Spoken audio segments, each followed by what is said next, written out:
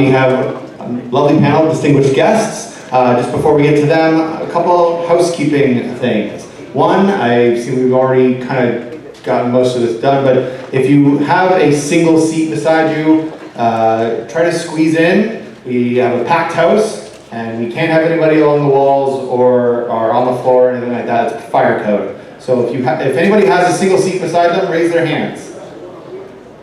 You're about to get some friends. So keep them up for a couple people. Thank you. Next order of business while we do that, since we have a lot of people in this room right now, we have to be respectful of everybody's environment and that everybody wants to listen. So if you are playing with a toy that you just got from the dealer room or you're having a conversation with your friend, keep the volume down, but you can indeed hear the click and clacks of the joints. Keep your cell phones on silent or vibrate, please. And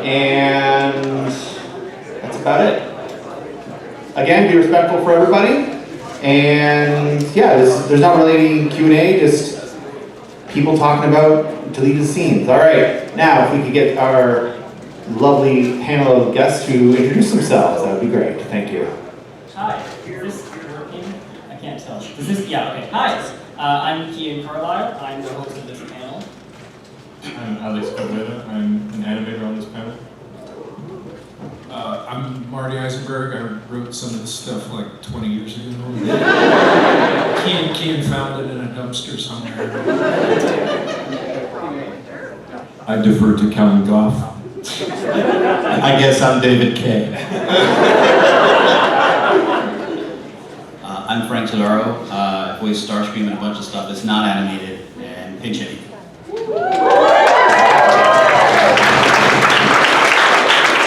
And last year, we just had David Kay because I sent him a message on Cameo.com. But now I've been able to connect to a lot of the show's voice cast, including David Kay, Jeff Bennett, John Machida Jr., Corey Burton, Bumper Robinson, Townsend Coleman, Sue Blue, Kellen Goff, and Frank Todaro.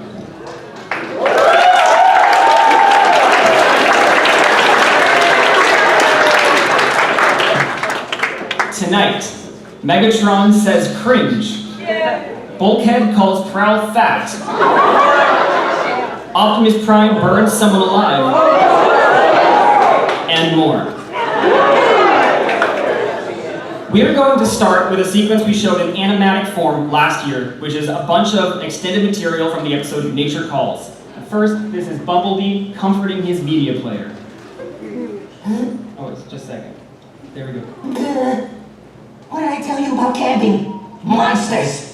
TV is always right. I'll never doubt you again. Now that was uncalled for! He didn't mean it. So, wait, monsters are real?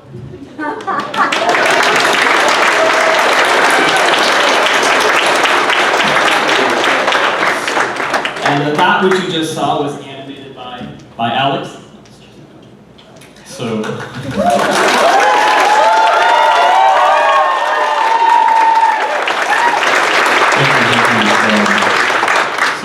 spent the last 3-4 years learning animation solely to make Transformers animated, more of it, just more Transformers animated. And that's my main purpose right now. So.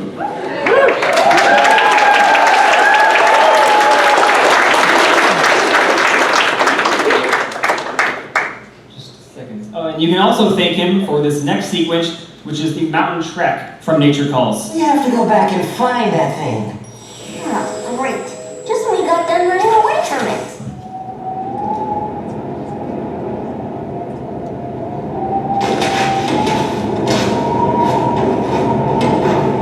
I know we're in the middle of searching for the abominable barnacle monster, but can I just point out that the tiny girl with no metal skin is freezing. This should warm you up. No! Burn out the whole forest. Yeesh. For something that's supposed to be fun, camping sure has a lot of rules.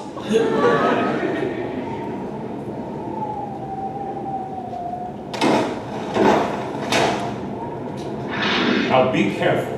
A lot of the surface here is solid ice. Better take your own advice there.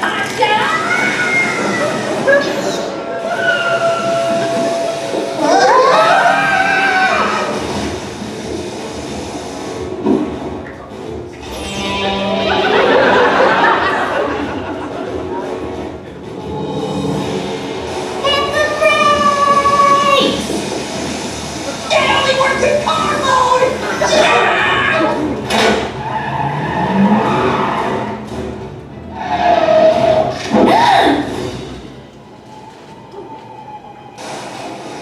I don't know what's more dangerous, the barnacle monster or you.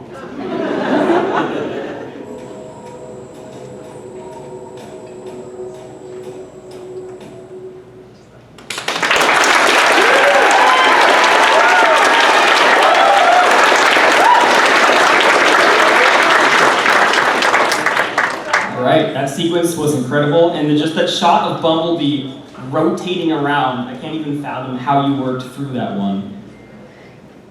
That was like I guess 24 drawings between Sorry and Bumblebee, and I procrastinated Sorry for like a month.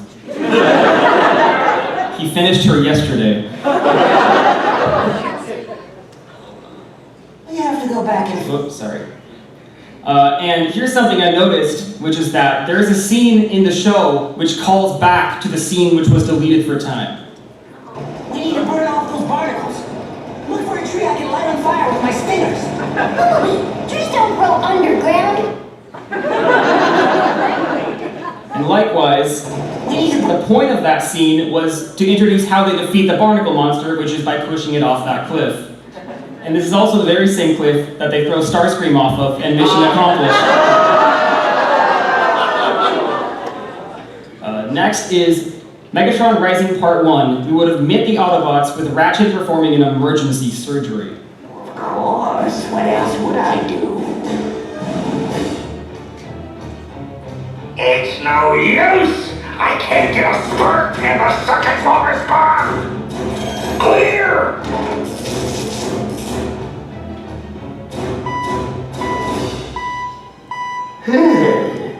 That was a close one. Oh, nice save, Doc. I almost missed my favorite show.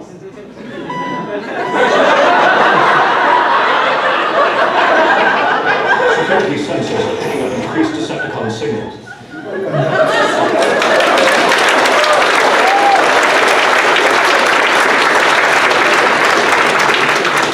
And now, after 15 years, we know why Optimus Prime was smiling in that shot.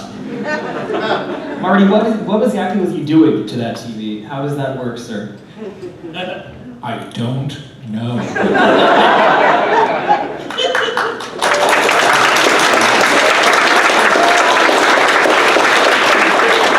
Next, we're going to spend a big chunk of time on Megatron Rising Part 2, which was the Season 1 finale. Because the episode that Marty wrote was way cooler than what got animated. We've talked about it before, that there's a big sequence with the Dinobots, which got cut because the animation was unusably bad, according to Marty. We showed it off last year, but there was so much stuff that was either cut for time or cut for animation, and that's why there's a 2-minute long previously on segment, and is to fill that gap. So starting off, here is Blitzwing bullying Professor Sumdac. I would advise you to remain where you are, Professor Sumdac. Now put your hands over your head. Now stick out your tongue and touch your nose! I didn't say Simon Says! What? So, give up yet?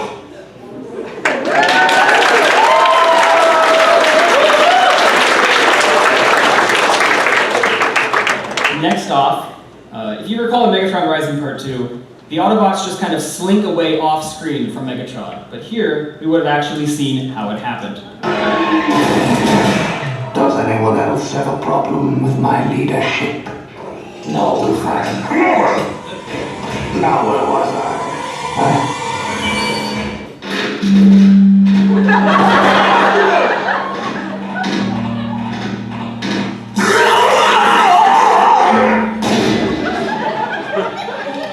security force field's still working.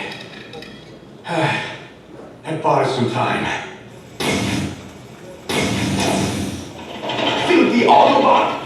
When I get a hold of you, I will pound dents in filters you didn't even know you had! Leave them, Blitzwing. The old spark takes precedence over a few insignificant Autobots.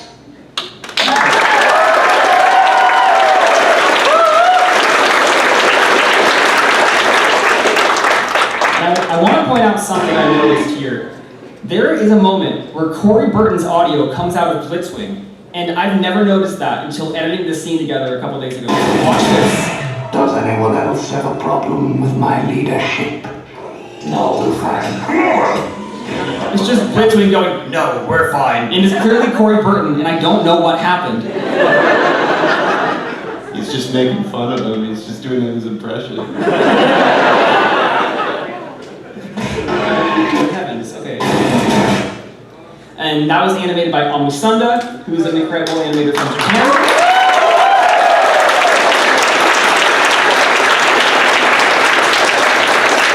And did she make it in here? Are you in here?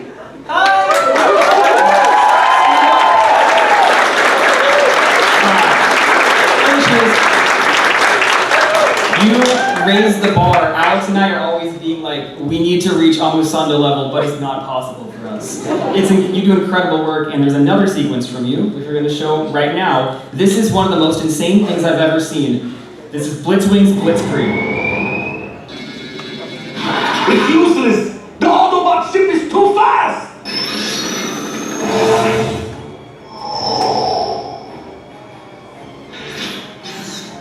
all you need is the proper motivation.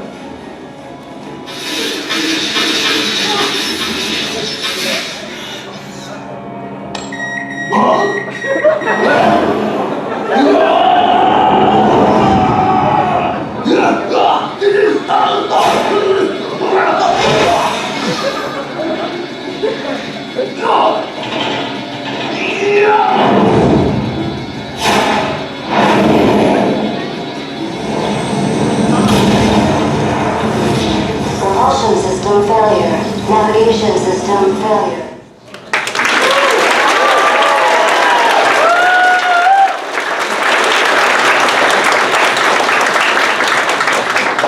I left that clip of the show there to show the contrast of Amusanda's animation with 9 trillion frames versus the actual show where it's just one image of Ratchet and Optimus shaking up and down. And I realized in the Trial of Megatron Season 4 outline that Marty wrote, he reuses this same idea when Megatron straps Lugnut's wrist to Sentinel and flings him at the flagship, and the Act 2 break of Part 3. And also, I noticed in TF Nation's artwork, this is out of scale, because Lugnut's wrist should be the size of Sentinel's entire body. And that's next. Okay, we showed off the Dinobot sequence last year. We showed off what was in the All-Spark Almanac, the storyboards. This is how the Dinobots actually showed up and arrived. We didn't know this existed last year. If we go down fighting, together. And I can't think of a better band of Autobots I'd be prouder to fight alongside. Not even the Cybertron Elite Guard? Because I sure wouldn't mind having them here now.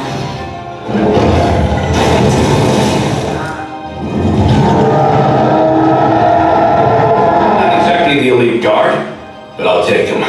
Autobots and Dinobots, split up the Decepticons and drive them away from the ship. We must protect the Allspark at all costs!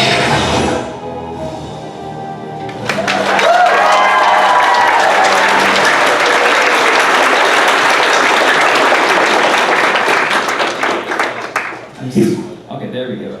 I need to point out something I noticed. These are the storyboards. You can see Grimlock was going to come in here at the right, and they basically just cropped it so it's just Optimus, Bulkhead, and Prowl in the final episode. Because it was, well, here's the next frame. It was probably easier to just crop them than calling it animation retake. But I'm noticing something in the right side of the final episode, Jarvis Enhance. It almost looks like there's a gold claw and foot right behind Prowl.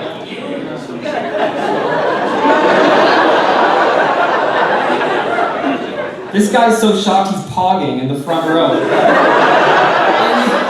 In the final version, you can see the edge of Grimlock, so add that to the TF wiki. He's in the episode, just cropped out for one singular shot.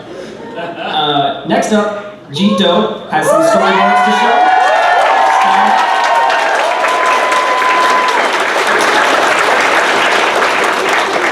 There are some sequences from Megatron Rising that were cut before the storyboard phase, and so I brought in Jito to visualize them based off the script. Remember when Lugnut and Blitzwing had a fight that lasted all of 12 seconds? Turns out it was going to be longer originally, and here it is.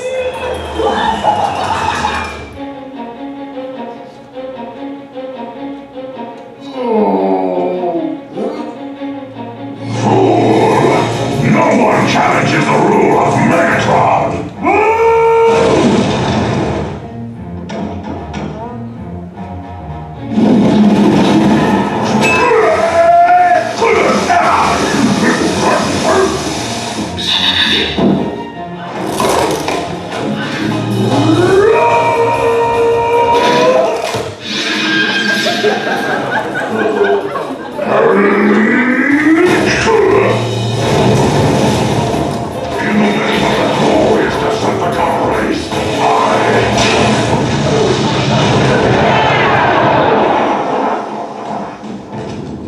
You talk too much.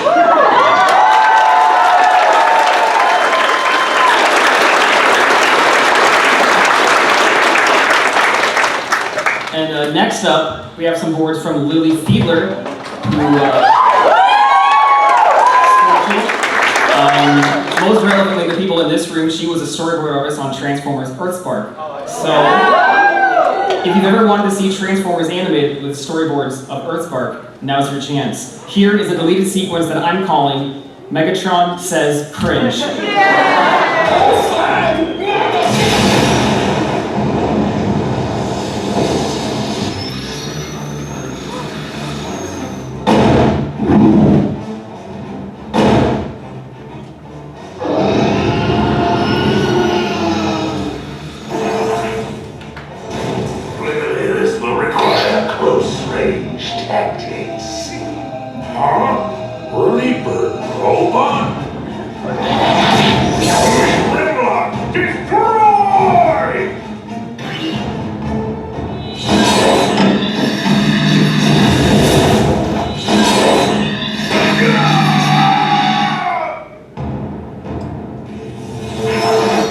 Nothing can stop me from reaching the old spark. Nothing except me. You are merely a distraction, Autobot, and a temporary one at that. As are your pathetic friends.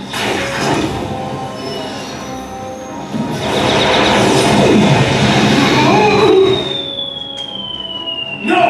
Bulkhead! Although I do enjoy watching you cringe at the sight of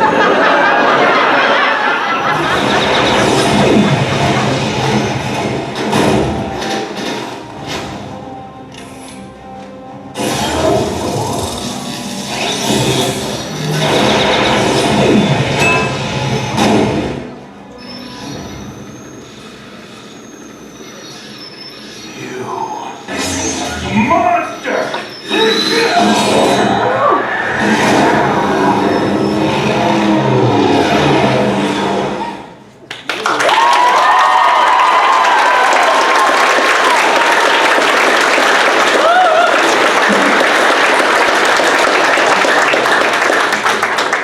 The best part, I didn't even ask Corey to emphasize cringe like that. He just did it intuitively. I wanted to also plug, good heavens, I wanted to also plug, Lily has recently made a Transformers animatic for her own pilot, which is called Transformers the Decepticons Into the Decepticons Part 1. It's basically Transformers meets Scavenger Rain following a gender-bent Starscream, and I think it's really, really good. Lily Fiedler, when she's not working for Transformers professionally, is making her own Transformers shows just for fun, which is amazing. And next, everyone I showed this to, who I focus group tested, was like, why is Megatron shooting energy out of his sword like the Dark Star Saber? Well, that's in the script, and believe it or not, that happens in the episode. In Megatron Rising Part 2, he just has an energy blade, which he slashes at Bulkhead, which is a move he only does once, but he apparently is capable of doing. Now,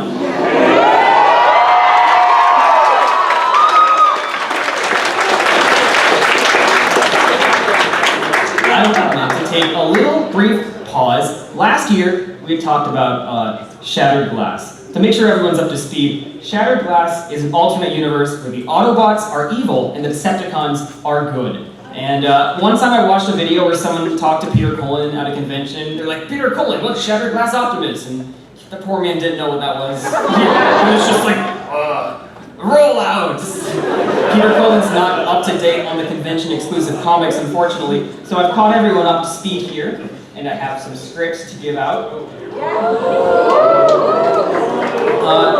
Last year, we had David Kay make up a voice for Evil Optimus. Marty had told me at one point, actually at breakfast earlier that morning, that what they probably would have done, they probably would have just had David Kay do the Beast Wars Megatron voice as Evil Optimus.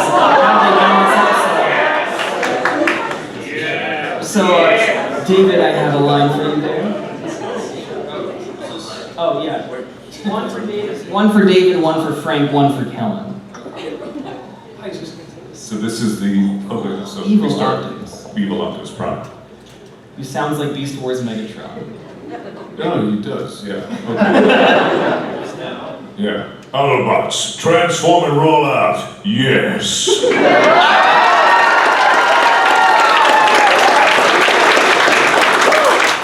Next, we wanted to hear what a heroic Lugnut would sound like, and I was thinking he could have a pipsqueak voice like this. Is Jeff not here? I wasn't sure if he was going to be here. I was going to have him be proud, but nature of this awful organic planet. Jeff Bennett, you did it. We'll have you do Lugnut. He's more putrid than yeah. He's better. He's way better. He is. Well, not that you're not. No, he's good. He's way better. But I'm here. Okay, so I'll do it now. Let's do Shattered Glass Lugnut. Jeff Bennett. Nothing is more putrid than the filthy nature of this awful organic planet.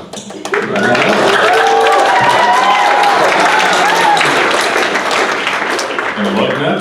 Yes. Notice how our so-called leader, Megatron, is nowhere to be seen.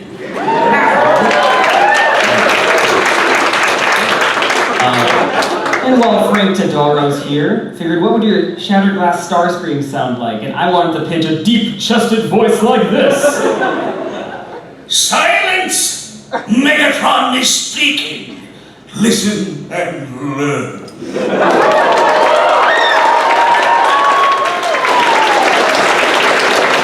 And likewise, Kellen Goff, you happen to play quite an iconic character. So what would a Shattered Glass Freddy Fazbear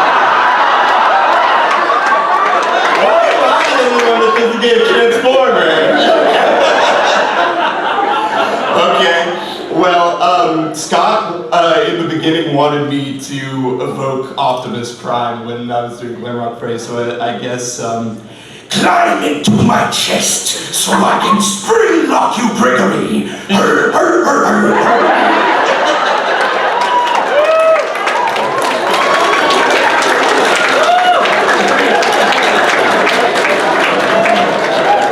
I guess David, if he wants to take Jeff, we're wondering what an evil Fanzone might sound like. And Marty and I were thinking he might be a cyborg.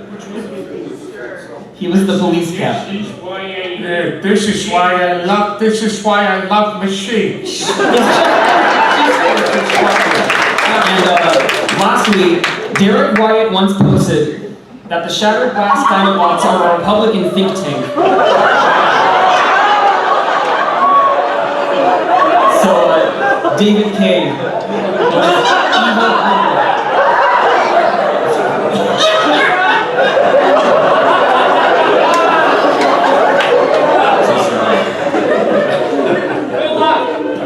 evil.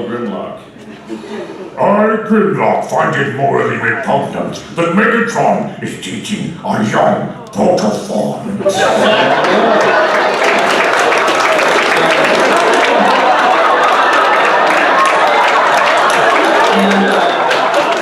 I think that serves as a great segue to the greatest piece of Iraq War commentary ever produced, Season 2, Episode 3 of Transformers Animated. The working title of that was Mission Mostly Accomplished. Sam Register said, we can't do that. So I said, what about Mission Accomplished? He said, yeah, okay. If you recall in this episode, there's a montage where Megatron keeps killing Starscream over and over and over. Turns out there was a final conclusionary punchline to this, which would have been at the end of the episode, and I'm here to show it to you now.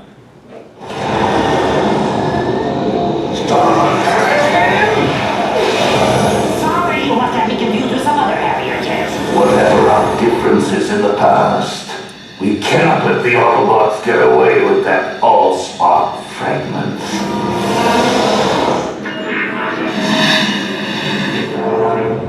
There was a time when we made quite a team, Starscream. And given your current durability, you're even more valuable to me than ever. Join me once again, and when the time comes, we will divide Cybertron between us. Do I get to have the Thiacon City? Yes. And McAdams Oil House? Yes, forever. Then we have a deal. My final offer.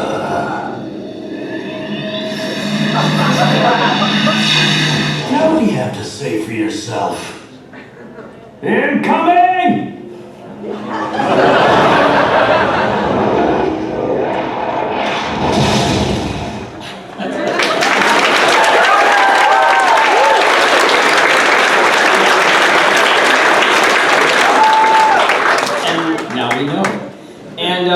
On the DVD commentary for this episode, Matt Youngberg said that all of that was animated at the time, but they just cut it because the episode came back too long. So somewhere that exists, but we'll never ever see it. And on a similar note, in this old interview from 2008, Marty Eisenberg said there was a scene cut from Velocity where Sorry distracts Bulkhead to allow Bumblebee to sneak out. And I remember last year I'd asked Jim to spelunk into his archive to find this, and he was scanning through it and he didn't find anything. But you were looking for slash out pages. Turns out none of this was slashed out, which leads me to believe that the next scene we're going to show you was also probably animated at the time, because everything that was cut before the episode, before animation, was slashed out. This scene wasn't. And these are the original production. Oh wait, sorry. This is Alex finishing the last piece of animation at 11 a.m. this morning. That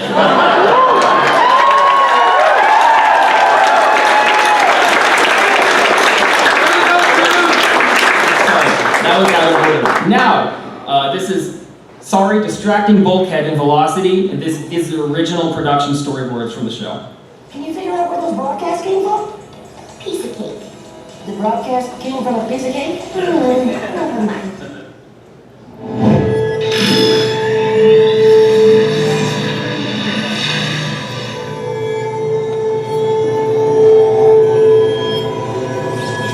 Cool. Now cover for me, okay? Well, okay. But promise you'll call if you find out anything. Sorry, you in there? Hi! Who were you talking to in there? Oh, I was, talking to my dad. Your dad? But he's... Not here, I know. But sometimes I pretend he is. I miss him! We'll find him.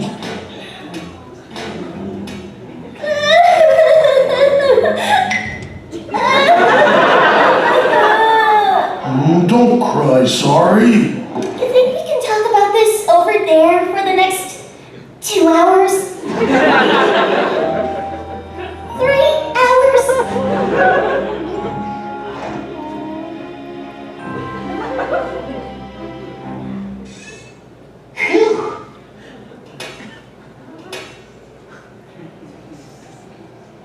There we go. Oh, good heavens. Okay, there.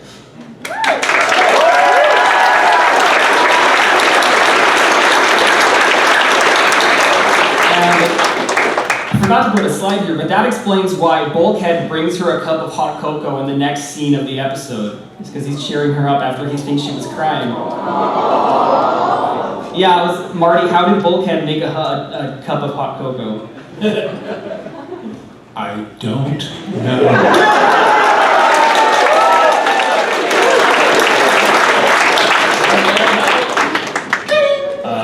Next, this is what we've all been waiting for, what we all came to TFCon for. This is Bulkhead calling Prowl fat, or as Paper Plane thought we should call it, Bulkhead throws stones from a glass house.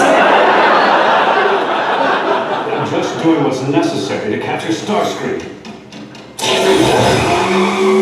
Really? And how necessary is that sidecar?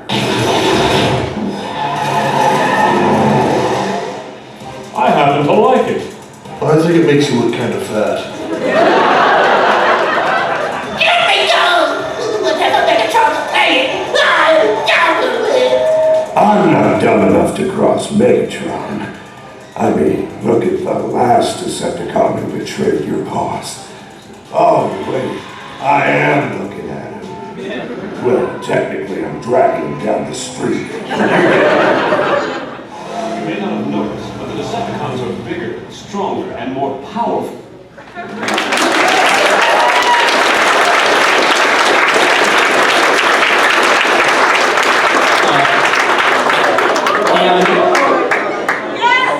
I like to get authentic performances out of my actors, so I did actually have Helen Goff drag Frank Tadaro face down the street and they recorded that. Here, if you guys recall, if you watch my channel, you might remember that John Machida Jr. came to my apartment in January and I kidnapped him. And that's because he was recording Blur talking really fast. This is just Blur talking a lot more, and it was cut for time, understandably. Intelligence has also revealed that a human called Isaac Sundak has been cooperating with the Decepticon leader right first engineering a space bridge schematic stolen from your ship, which Megatron intends to use to stage a sneak attack and slash knock within while the planet's defensive forces are at its weakest. But he's run into difficulty getting the device operational. And you say I talk a lot. That's where your fellow bot comes in. Earlier today, I intercepted the communication between... That's correct. Which was just earlier today when I attempted to thwart Megatron's plans, but the mission became fatally compromised when some bot got in the way. I'm not naming any names, but he's yellow with black stripes and seems to possess absolutely no knowledge of standard covert ops procedures, although he's quite fast, not nearly as fast as me, of course. How many times do I have to say I'm sorry? Man, talk about being a dead spark plug. Ratchet, head for the ship and try to get them back online one more time. Take Sorry and the Allspark fragments with you and keep them safe. Extensive and exhaustive surveillance of the immediate area has turned up evidence that indicates a vast network of, network isn't exactly the correct terminology for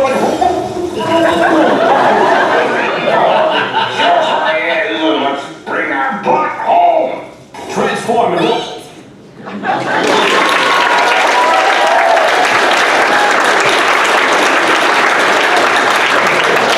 Also, I'm going off script here. In the Return of Blur script reading that Marty wrote in 2015, there's a line that says, although Sorry never met Blur, Bumblebee told her how annoying she is, but she met him. You forgot. That's all. This scene I'm calling Bumblebee uses his brain for the first time in the show, but is still wrong. Good coordinates have revealed this to be the secondary way to enter into the excavation tunnels toward Megatron's operating. I get a strong sense of deja vu. Hey! This is the line where we fought that space barnacle monster! And it's owned by Professor Sundak! That does it! That guy's a traitor! We'll figure that out. In the meantime, we owe it to Sorry to give him the benefit of the doubt.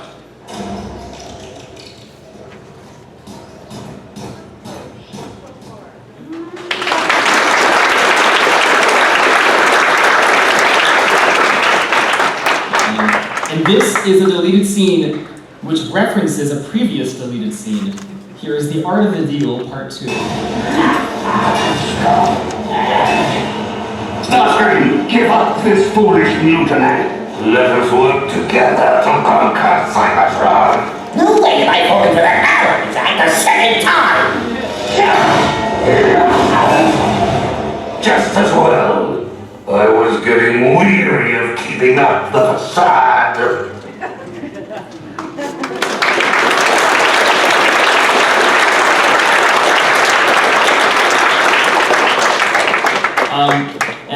Last year, Paper Plane was up here running camera, and I was so stressed I forgot to acknowledge him or thank him at all. So I'm here to vindicate myself.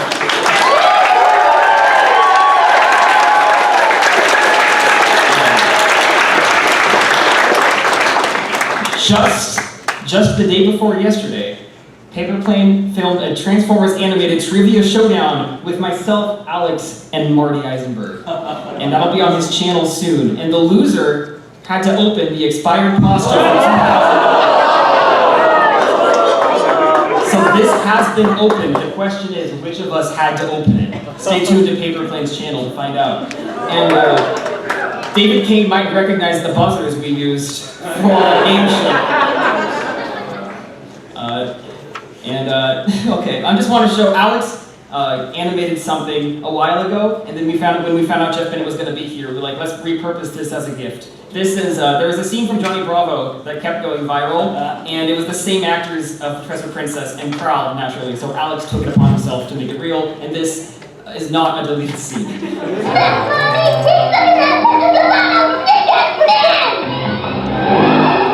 This is a men's fitness magazine. All the not have this. I got nothing to be ashamed of.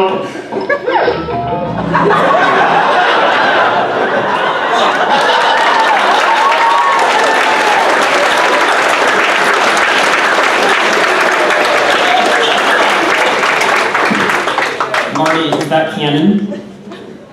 It is now.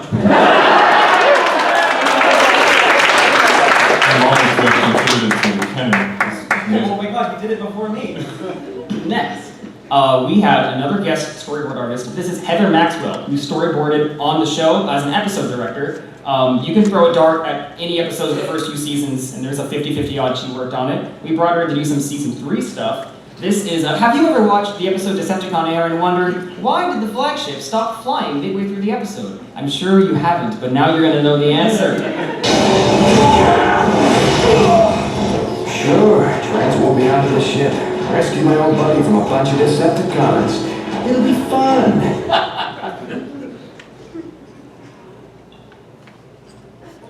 Oh, I am simply in awe of that Autobot's devious cleverness.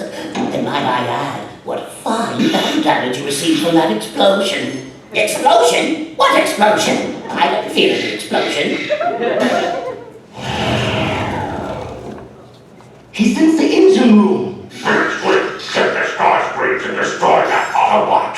I will check on Swindle and the prisoners.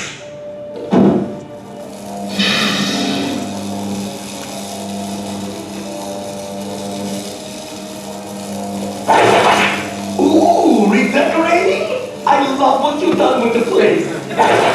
These Autobots know nothing of order and proper ship maintenance. But I do know something about electricity.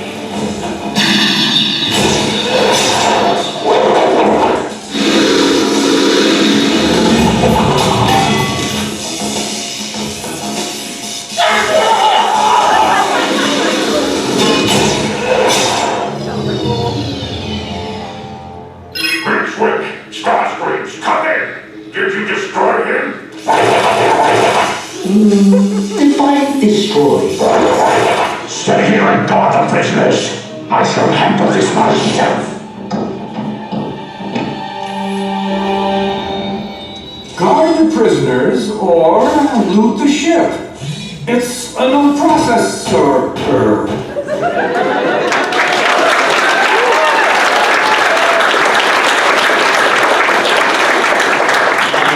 Next up, in the actual script, the big space battle at the climax of this episode is like 4 minutes longer. So I had Heather do all of it. In the interest of time, we're just going to show a little bit of it here, and I'll put the full version on the YouTube upload of this later. So this is a little glimpse at the extended space battle.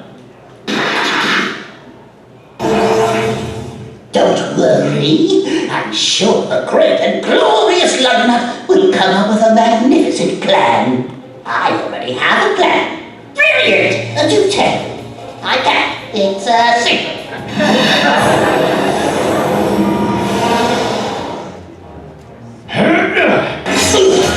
Spectacular move, Autobot. Even though your rat blade is no match for my razors. Oh, I'm not using the blade.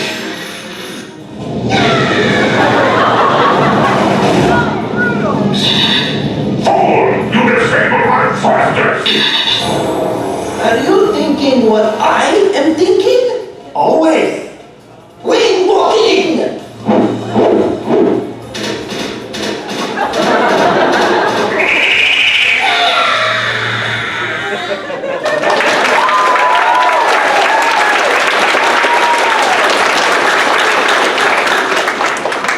This is Why I Hate Machines. This is a scene I'm calling Rattletrap 2. The Return of Rattletrap. One singular extra line of dialogue from Rattletrap. Thanks for the tip. Now get lost, Rattletrap. I got a clean bucket for this, right? Always knew you were an old, worn-out model. What a traitor.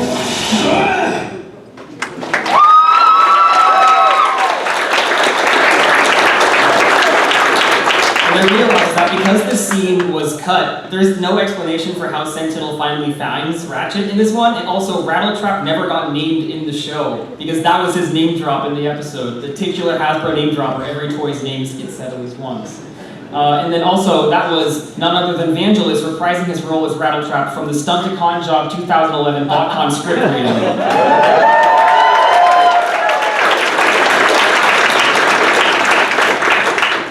As a young lad, I used to wonder, in the series finale, in-game part 2, when these Lugnut Supremes are attacking the city, why don't they call for backup? There's a space bridge on the roof now, as of Decepticon Air. Cybertron could be here in seconds. Well, it turns out there's a deleted scene where they did call for backup, and unfortunately, the leader of Cybertron is an asshole.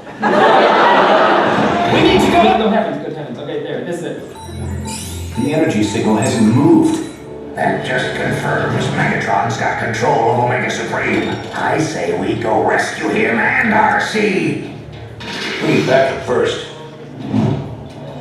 I'd like to help Optimus, but we need to focus on Cybertron, not some backwater organic planet.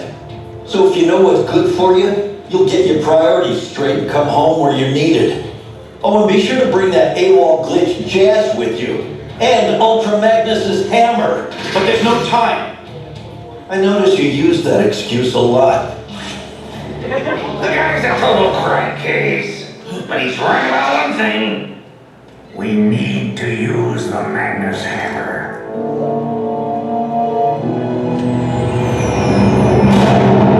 Cadet Optimus, Cadet Sentinel.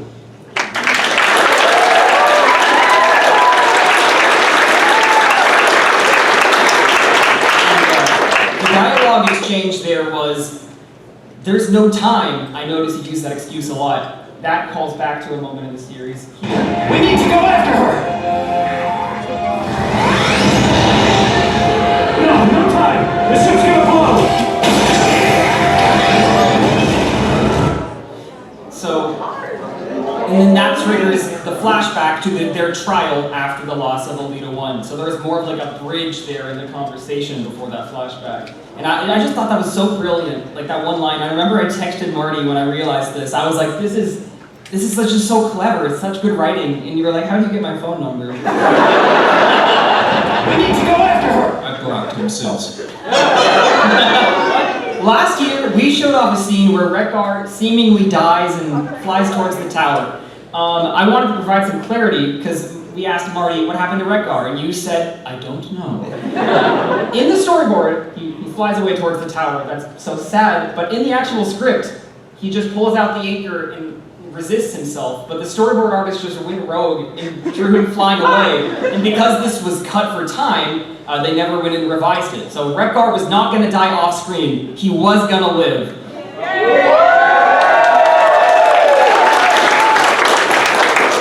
We have 2 left, because some storyboards from Jito, that is an extended Omega Supreme Lugnut Supreme battle. I'm still picking up Omega Supreme signal alone. If we transwarp there, we may be able to sever the connection to these clones. Do it, and take Bumblebee and Bulkhead with you.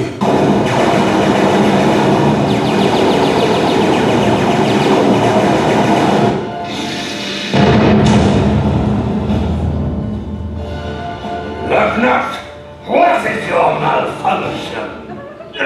Forgive me, Master. It's hard to control all these clones at once.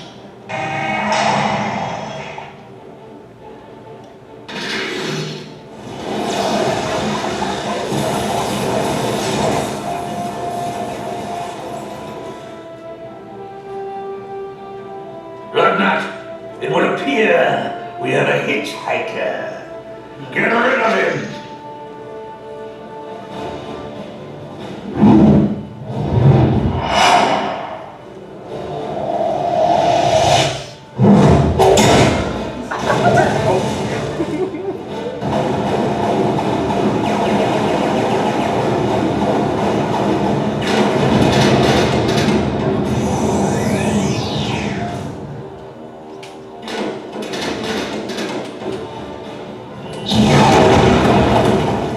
Taking them on individually is not working. We need to find a way to bring them down all at once. I can try something, but you need to fall back. You don't want to be anywhere nearby when I do that.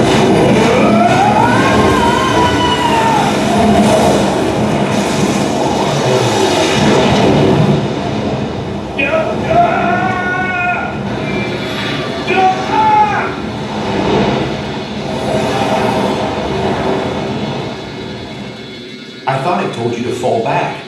Lucky for you, I still have a problem with authority.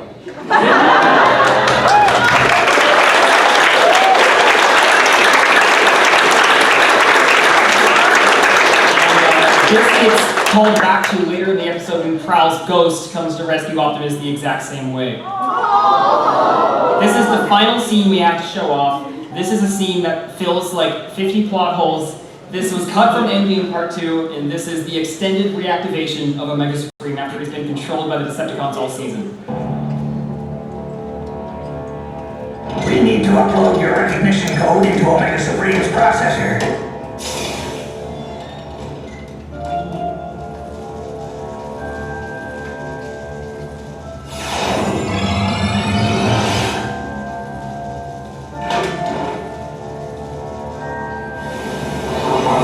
Shall interfere with the glorious plan of Megatron!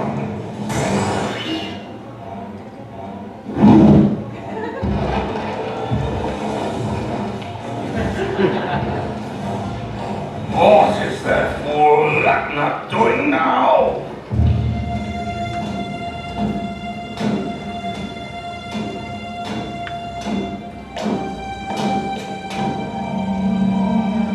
These are protoforms?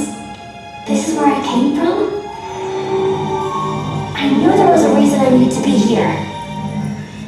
They're afraid.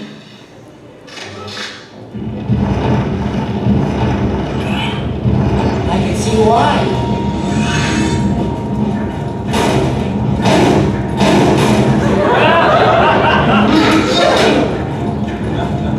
Hey! These are my brothers and sisters! This doesn't make sense! The recognition code's not working! That's because it's incomplete. When we were held by lockdown, the code was too important to delete completely. So I implemented a security patch upgrade that could only be triggered by a visual cue of someone I trusted. Me? You were all I had at the time.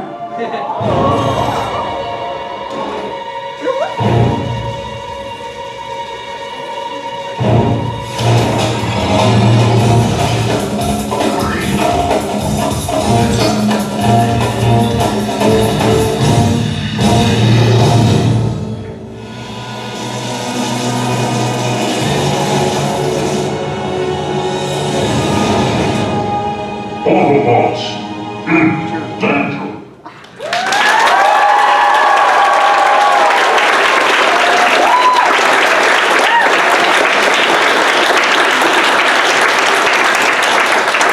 We're about out of time, so I won't go into all the plot holes that filled, but that's the crazy thing they cut. I want to thank some of the other voice actors, Teen Sorry, Esther Cristo, Young Sorry, Max Serna, and Cody Lane as Bulkhead.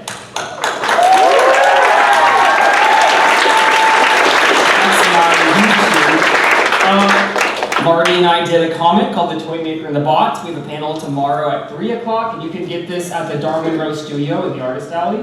It's a tribute to Derek White.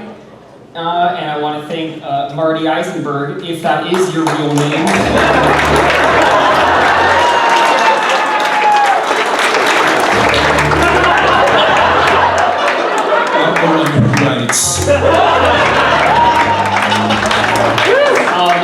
All of these guys recorded a lot more material than we showed off today, so you're going to do this one more time next year. Transformers Animated Deleted Scenes Part